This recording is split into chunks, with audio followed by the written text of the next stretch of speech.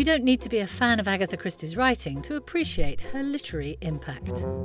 A world-renowned author of 66 detective novels, 14 short story collections, and the record-breaking play The Mousetrap, her book sales exceed 2 billion copies, second only to the Bible and Shakespeare.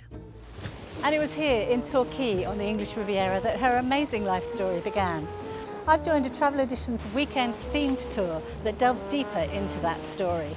And where better to start than with a stroll along the prom on what's now known as the Agatha Christie Mile. Our base for the weekend, the Grand Hotel, marks one end of the Agatha Christie Mile, and the Torquay Museum is at the other. It was there I chatted with our tour manager Jane Tapley about Agatha's Torquay connections. This was actually your brainchild, wasn't it, this tour? It was indeed, and I think it has to be located in Torquay because that's where Agatha was born, where she spent her idyllic childhood, and where she came frequently for 50 years. Yes. I mean, it really influenced her novels. They appear in 14 of them. They're based in the area in Devon. So really, the associations here in the town is very important. Yes, and you've given us a wonderful lecture, giving us some context. But we're visiting all these places connected with her life. Well, the Agatha Christie Mile was formed in 1990, 100 years after she was born. And you see the highlights: the pier where she roller skated, the cove where she swam, where the men from the yacht club looked down in their binoculars, and all the important places like the pavilion where her first husband Archie proposed to her. Our Agatha Christie immersion continued with a trip to Greenway, the summer residence she bought with her second husband in 1938.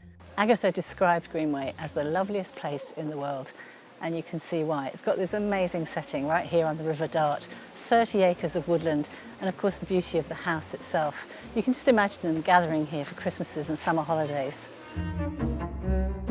Agatha's grandson Matthew donated Greenway to the National Trust, and they've maintained the family's personal artefacts along with the extensive collections of archaeological finds, china and, of course, books.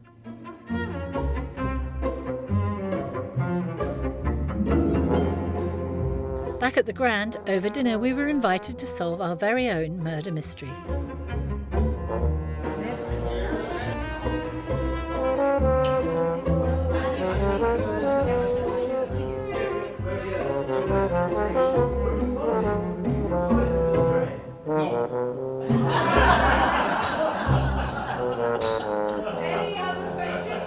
The second day of our tour took us to another of Agatha's haunts, spectacular Burgh Island. High winds restricted the use of the famous tractor that ferries guests across the bay, but we were still able to explore the island and enjoy a drink in the famous Pilchard Inn.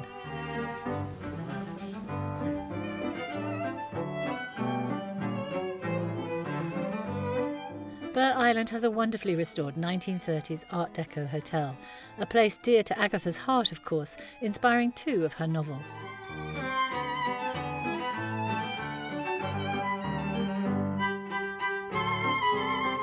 After a delicious lunch, time to reflect on the highlights of the weekend. Burgh Island is absolutely beautiful. It's what you would imagine it should be like. It's fabulous. Lots of nice food, lots of lovely wine. Yes, and everybody's looked after us very well. And Jane's been very good. She's really sorted it well, Yes, I think. yes.